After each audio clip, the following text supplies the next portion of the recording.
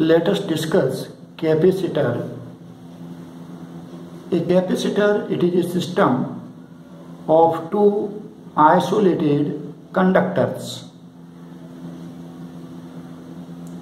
Two conductors of any shape separated by an insulator form a capacitor.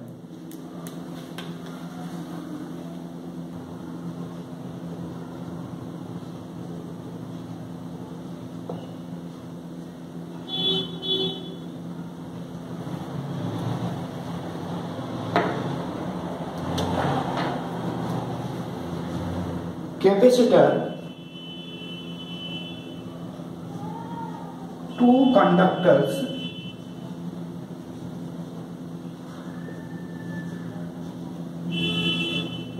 separated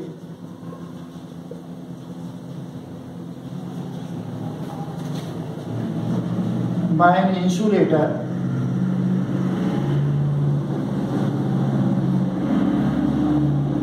form a capacitor.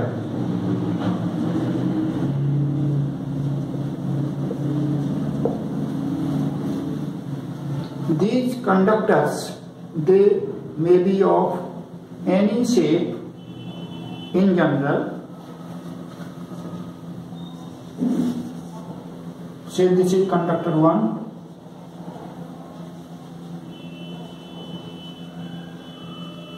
and it is conductor 2.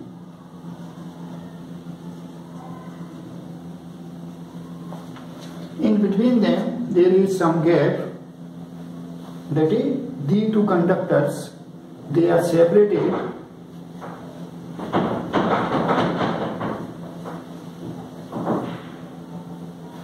by an insulator or dielectric. This time we are assuming that there is vacuum or air between the two conductors.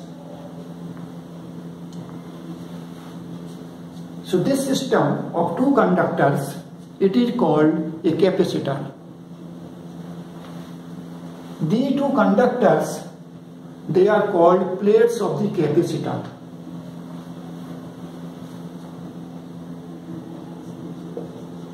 These conductors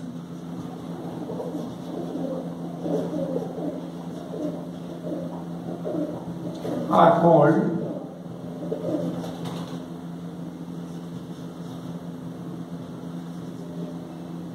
plates of the capacitor.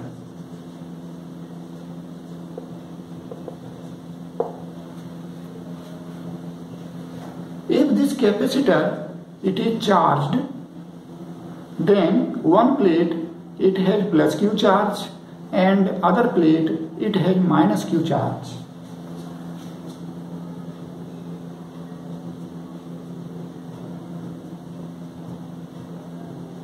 This conductor 1, say it is having plus Q charge, and conductor 2, it is having minus Q charge. We say the capacitor is charged. One plate it is having plus Q charge, other plate it is having minus Q charge. Although total charge on this system, it is 0, but absolute value of either charge, Q, it is called charge on the capacitor. Usually conductor 1 has plus Q charge and conductor 2 minus Q charge.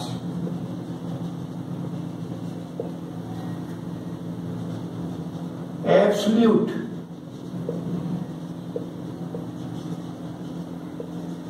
value of either charge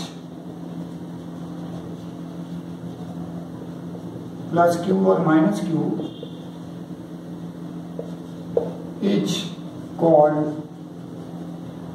charge on capacitor.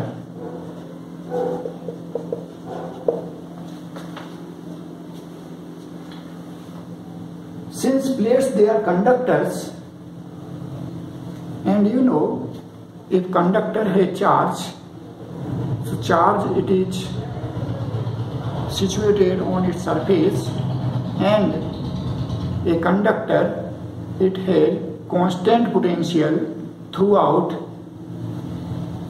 its volume, and that potential it is equal to potential on its surface. Means at each point in the conductor potential is same. So here this conductor 1, say it has potential V1, and conductor 2 it has potential V2.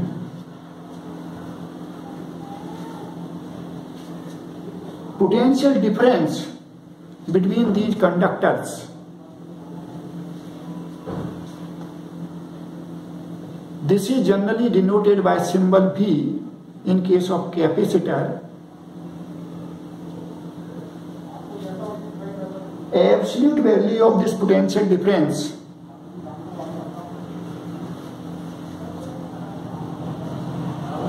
absolute value of potential difference between capacitor plates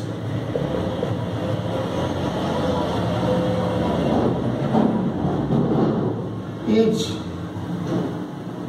usually denoted by V.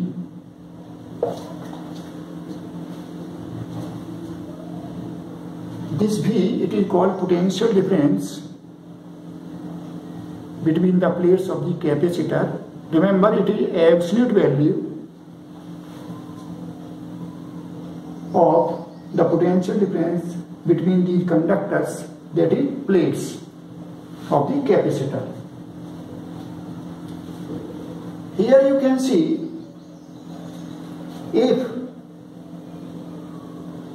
we double this charge Q, that is conductor 1, it is given plus 2Q charge, conductor 2, it is given minus 2Q charge, then potential difference between the two conductors, it also gets doubled. If charge on conductor 1 it is made 3 times, charge on conductor 2 it is made 3 times, then potential difference between the two conductors it also becomes 3 times. So it is found that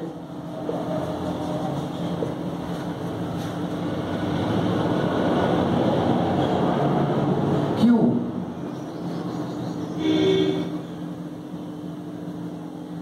is equal to a constant C into V.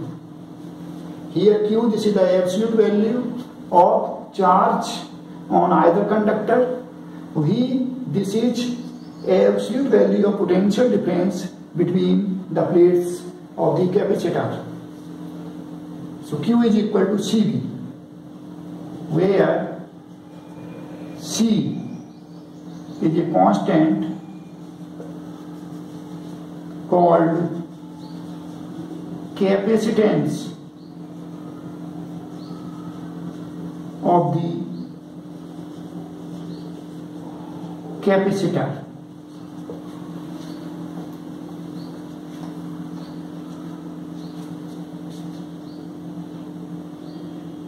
It depends on the geometry that is shape size of the plates, distance between the plates, and also medium between the plates. It depends on the geometry of the plates and medium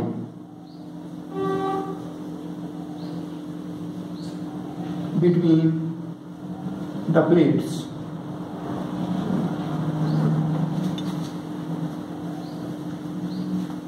For a given capacitor, C is constant. From this relation, it seems that C, it may depend on Q or V, but actually it is constant. It depends on the geometry of the capacitor, that is shape size of the plates, distance between the plates, and medium between the plates. At present we are assuming there is vacuum or air between the plates. SI unit of capacitance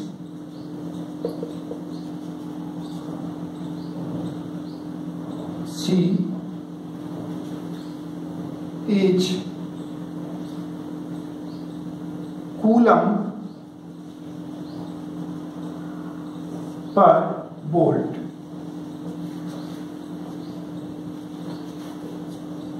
Called Farad,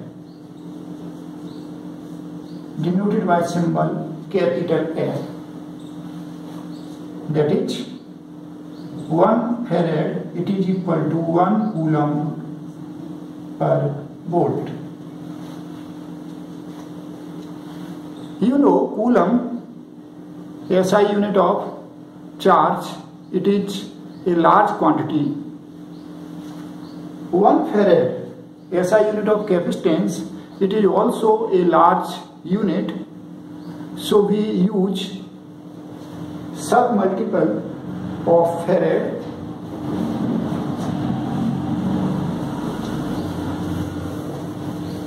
That is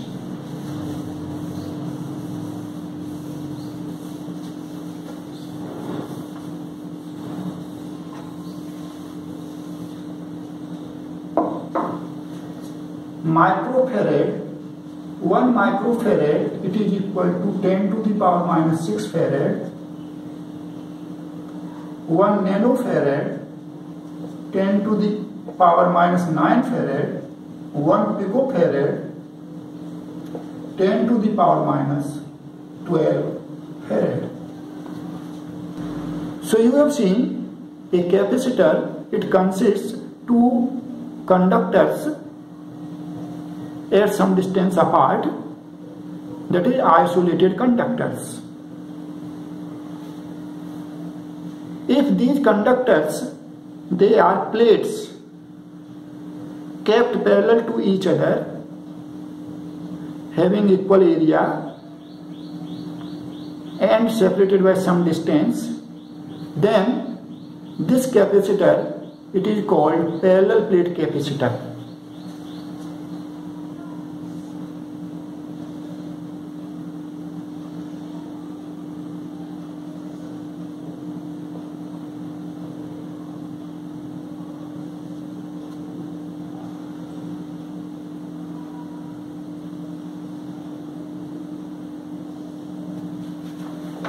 See, these are 2 plates kept parallel to each other. These are conducting plates. Area of each plate, say it is A, and distance between the plates, it is D. There is a small gap between the plates. So these conducting plates at some distance apart form a parallel plate capacitor. Equivalently, we can denote like this. So this is parallel plate capacitor. There are various types of capacitor. a spherical capacitor in which plates, they are concentric spheres, inner sphere, outer sphere. There is another capacitor which is called cylindrical capacitor. Here plates, they are coaxial cylinders, inner cylinder, outer cylinder. We use symbol of capacitor which is based on parallel plate capacitor. Symbol of capacitor.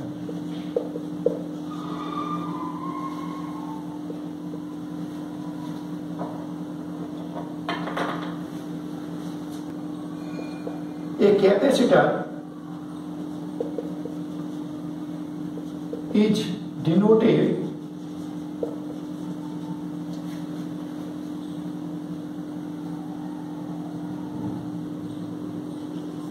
by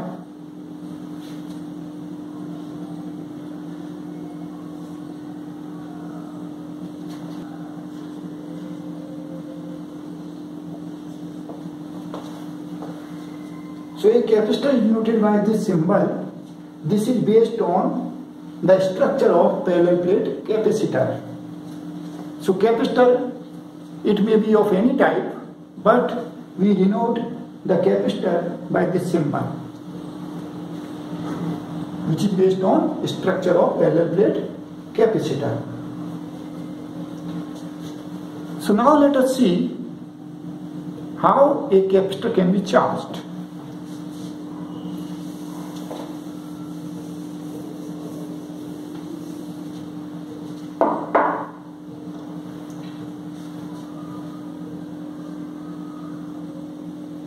Charging a capacitor.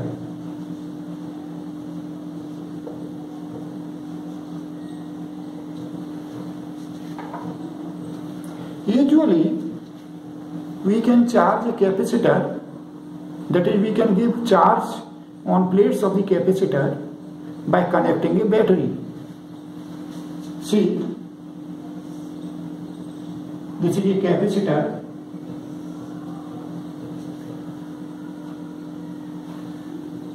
having capacitance C, which depends on its geometry as well as medium between the plates. Here we are assuming there is vacuum or air between the plates. A battery, it is connected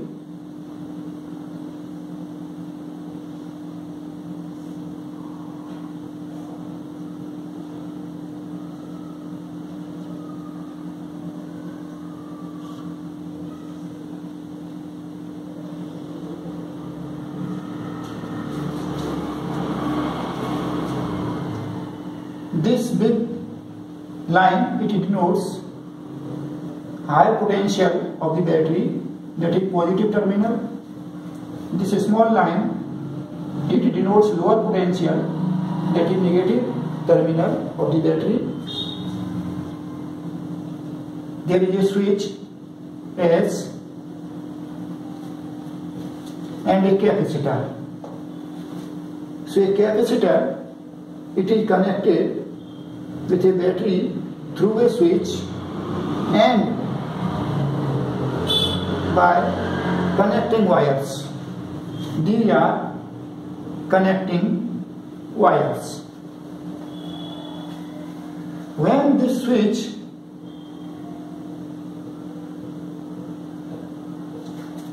it is put on, then circuit becomes complete. Say this point is A and this is B. Battery maintains a potential difference between the 2 points A and B. Say this plate, it is denoted by H, and this plate, it is denoted by L.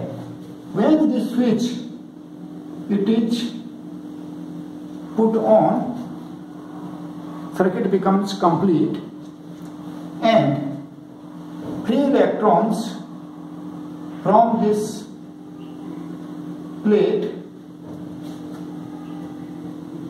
they flow to this positive terminal. Electrons, free electrons, they move from plate marked H to this positive terminal of the battery. So here there is deficiency of electrons. This plate, it acquires positive charge. This battery, it supplies electrons to this another plate. So free electrons, they move from this lower terminal potential through this switch, through the connecting wires to this plate. So here electrons reach, and this plate, it becomes negatively charged. This process continues, and in a very short time, potential of this plate, it becomes equal to the potential at point A.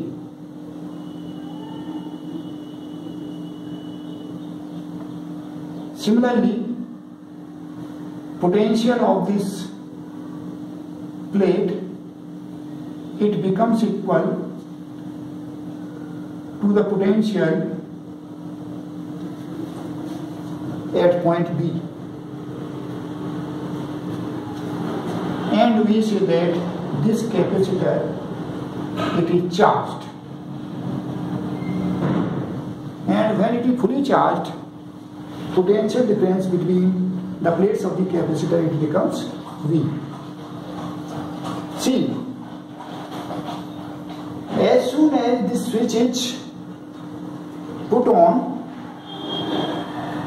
then because there is potential difference between this positive terminal and the point which is on this plate. So electric field, it is developed inside this connecting wire. Also electric field, it is present inside these connecting wires, and because of this electric field, because of this electric field, electrons, they are forced to move or to drift from this plate to this positive terminal.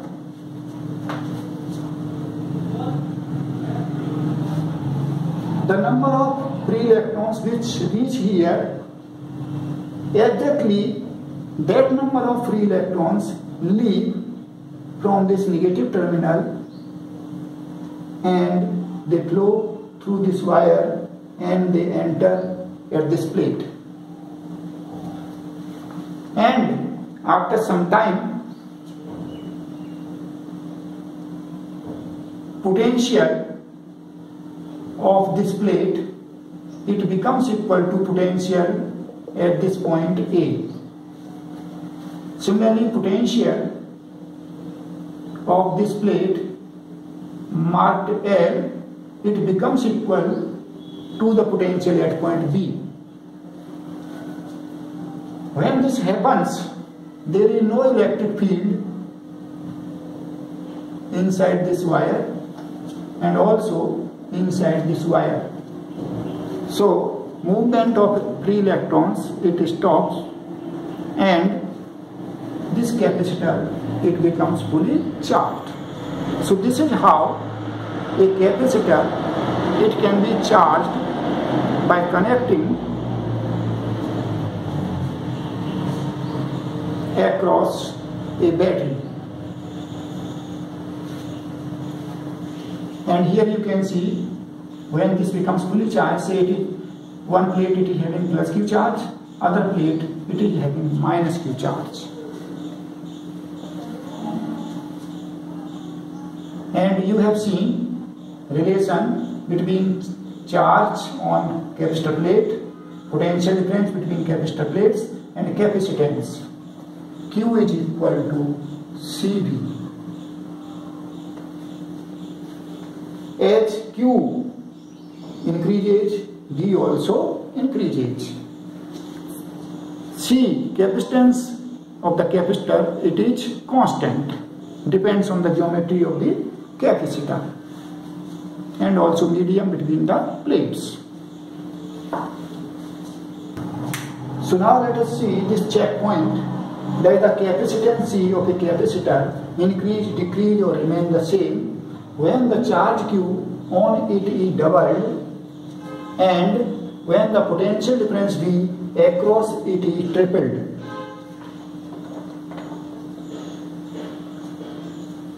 Capacitance C of a capacitor increase, decrease or remains the same.